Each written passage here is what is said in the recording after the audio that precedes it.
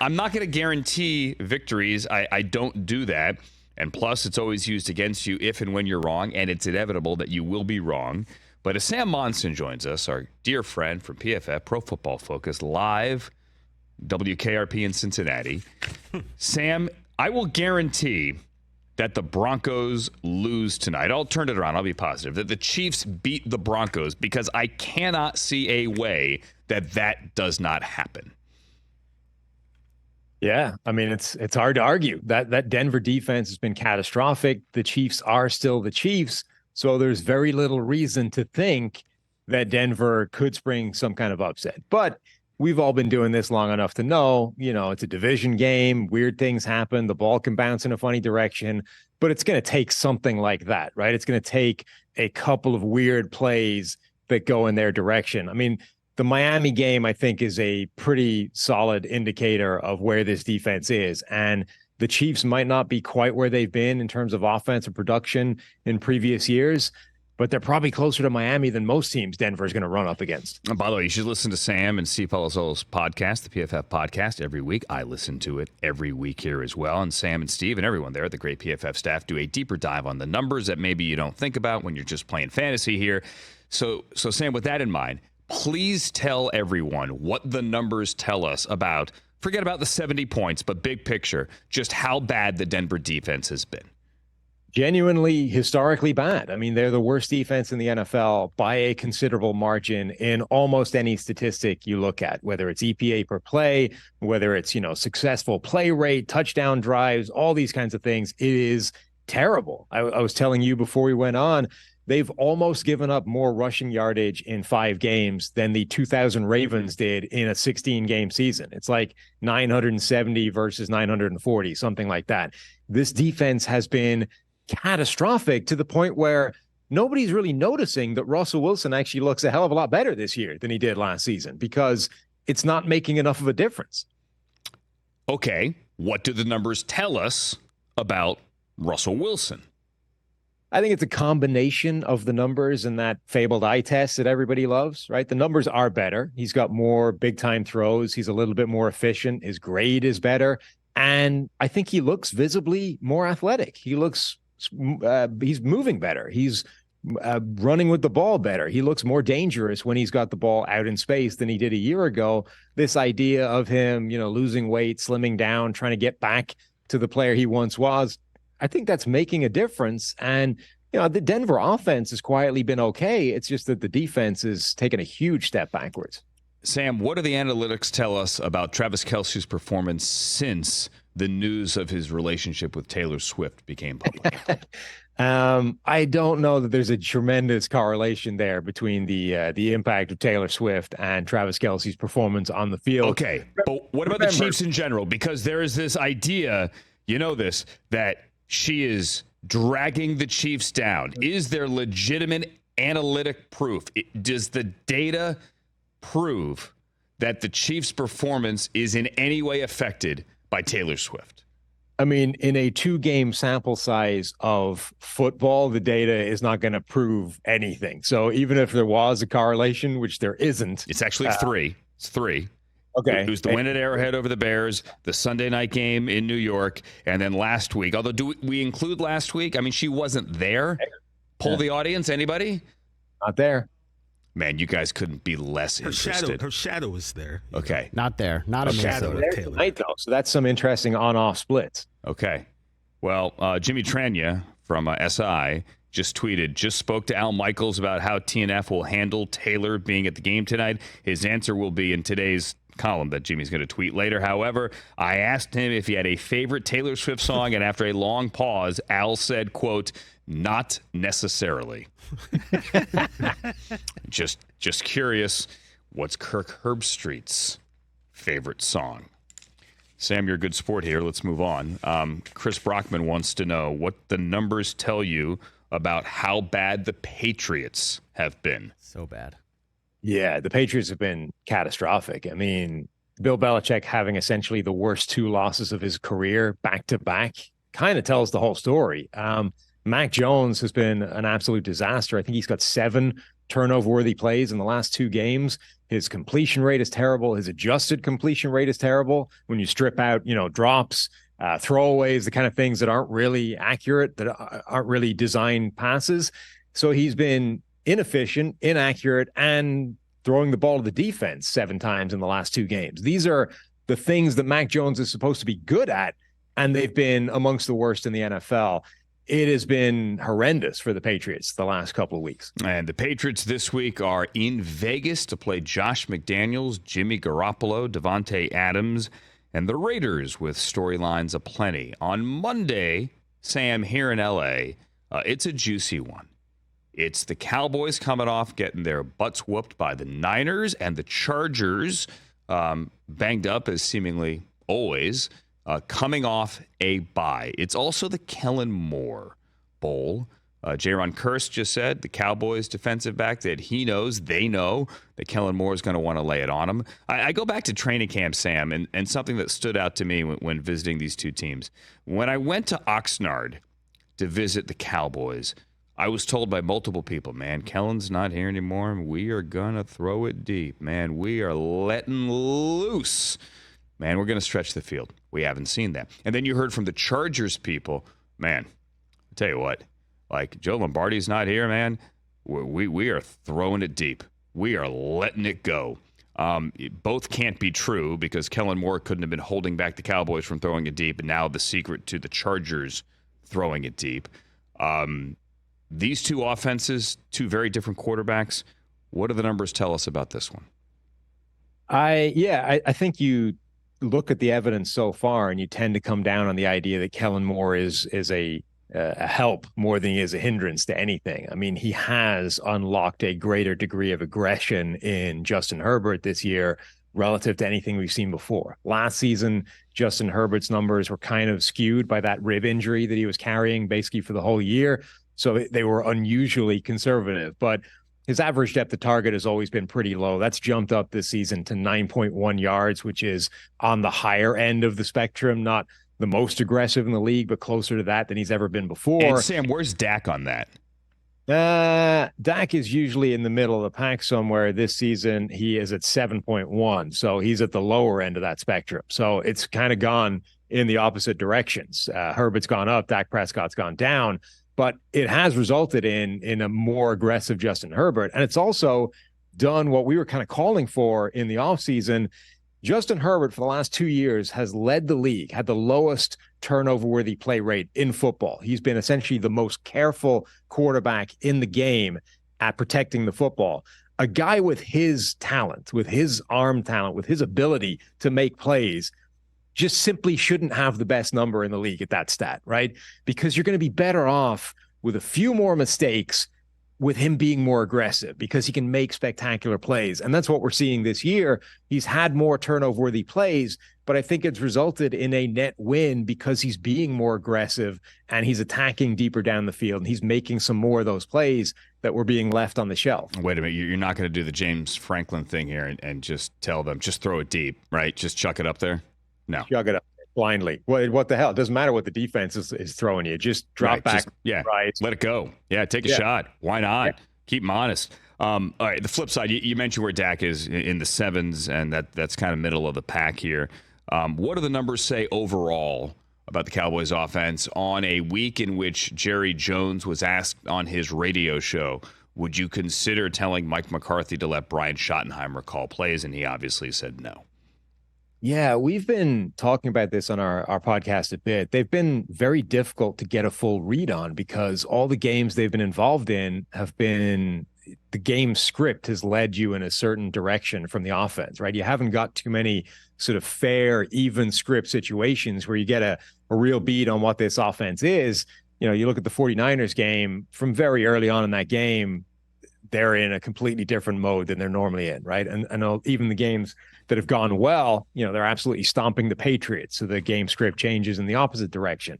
So I still don't think we really know what this offense is, except to say it's not doing a lot to enhance the production of Dak Prescott, right? The receivers are not being schemed open. It's starting to look like this version of Mike McCarthy's offense back in Green Bay when we were having that debate of what is the problem here? Is it Aaron Rodgers sort of reaching the end of his career? Is it this offense that's grown stale and isn't putting people in a position to succeed?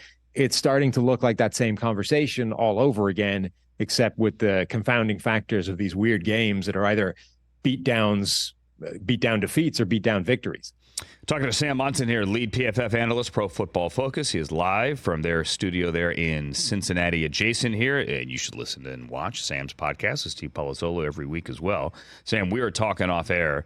Actually, I take that back. You and I mentioned the Texans, but Chris and I, Brockman yesterday, were texting in the afternoon about CJ Stroud. There's this great soundbite when he was on the podium yesterday where he was explaining the go-ahead touchdown. They ended up losing, but the go-ahead touchdown that he threw to Dalton Schultz last week in their game against the Falcons, and how he recognized a coverage when they were on the sideline, and that he thought they might get that coverage, and in the huddle, he kind of just tried to explain to Dalton Schultz what he wanted him to do, and Schultz kind of looked at him and finally said, okay, no, I got it. We're on the same page. In other words, he drew it up in the huddle in the dirt and threw the touchdown.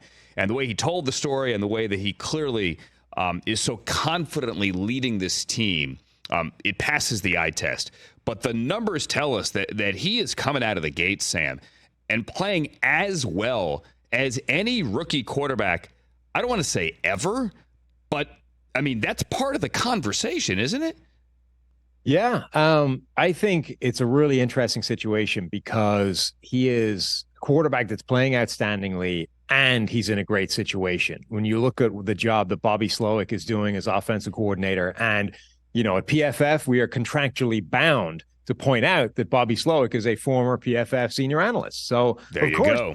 See, I thought you were going to say we're contractually bound to question any quarterback's number that plays in a Shanahan system.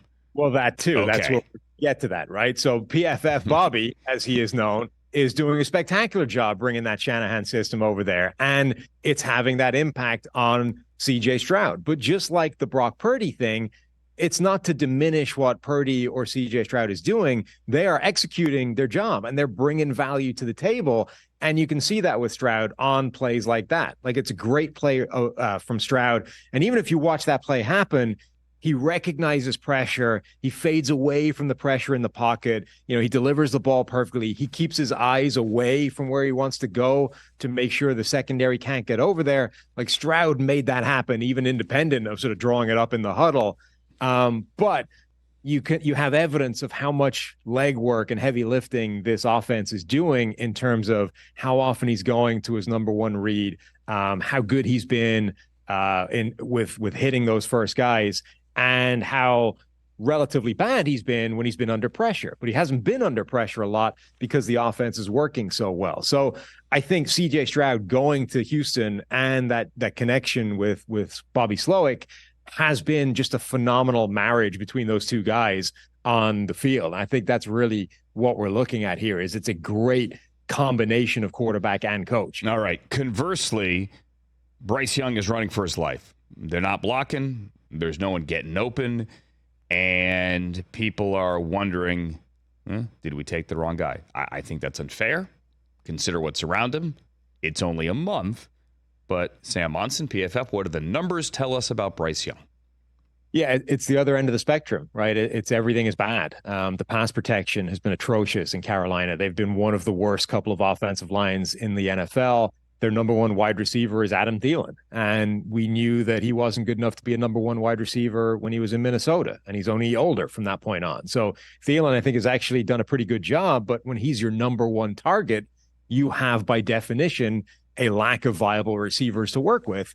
And Bryce Young himself is not making anything better, right? He's not elevating the play of everyone around him. And in fact, he's probably making it worse because he's a rookie quarterback making his first few starts.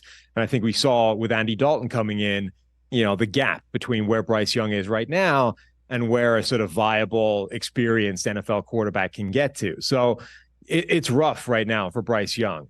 But you're right. It's too early to write him off and say, this is who he is. He's not going to be a guy going forward. Jared Goff had one of the worst rookie seasons of any quarterback you can think of. Right now, I don't know if there's a quarterback in the NFL playing better than Jared Goff is right now. So even if this doesn't get any better for Bryce Young this season, it doesn't mean to say that he's not going to be the guy. It's a tough spot for Carolina, and they don't have the help around him. Sam, I heard everything you said on Bryce Young. I don't want you to think I didn't. You guys can't see this, can you?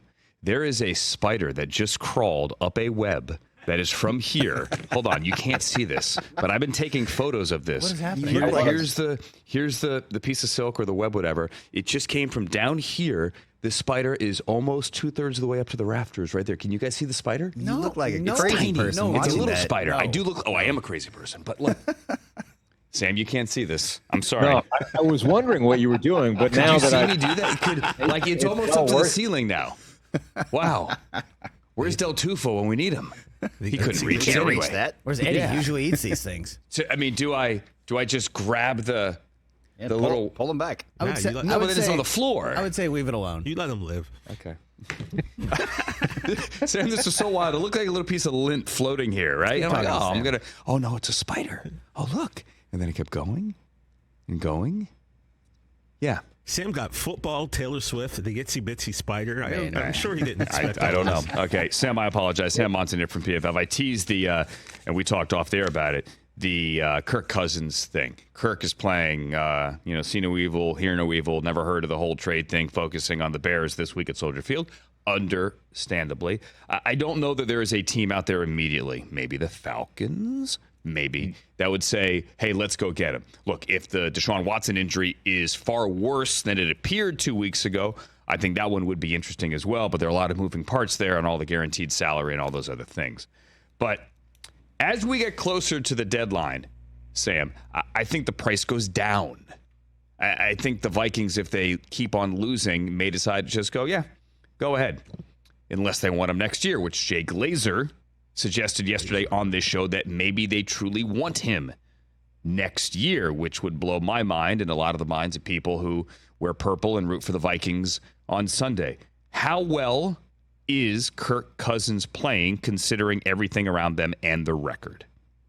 I think he's playing reasonably well. He's playing pretty much the way Kirk Cousins has played for Minnesota all the way along. The situation has changed around him, but Kirk Cousins has been pretty consistent for the Vikings since getting there, which, by the way, I think is overachieving relative to what their expectations could have been when they signed him. The results haven't necessarily been what they would have hoped, but he's actually outperformed, I think, any reasonable expectation from when they brought him over from Washington. The problem with a Kirk Cousins trade to me is I just can't see the circumstances lining up where everybody is happy with that. Like, number one, Cousins has a no trade clause, so he has to buy in to whatever team wants to bring him over. Number two, that almost certainly means that whatever team that is needs to sell him on the idea of not just coming over right now, but you're also going to get $200 million in the offseason. Couldn't I sell him on the idea of, hey, we think we can make a run here. If it isn't us and it doesn't work, somebody's still paying you next year. Yes, I think, so you need a team who's good enough that Kirk Cousins can come in and make a difference and get them to the playoffs and potentially make a run, which either requires an injury, as you're saying, or is basically Atlanta, right? Which is, we might be close enough to be in the playoff hunt anyway, and we've reached a point where we're certain Desmond Ridder isn't the guy. Therefore, Kirk Cousins is the answer in the short term. It feels to me like a really, really narrow target to hit for everything to align so that the Vikings are happy, the new team is happy, Cousins is happy, and they're all willing to give him the giant contract next year, or sell him on, a 4-month vacation somewhere to try and make a playoff run. Or it takes, and we don't root for injuries, clearly, but injuries are a part of the game. It takes, an injury out of nowhere to a team that is a playoff team, is a playoff contender, and all of a sudden in the next week or two loses its quarterback. Then it becomes a very different conversation. I'm with you. Sam Monson, the lead analyst for PFF, Pro Football Focus. As mentioned, listen to his podcast with Steve Palazzolo, who is not the Bigfoot photographed on in the field in Colorado. How tall is Steve? He's listed at 6'10". Listed. So what do you think he is? How tall he actually is. There's been unconfirmed reports that when he was measured at a doctor's office, it came in below 6'10". So only 6'9"? Something like that, yeah. Okay. Wow. Only.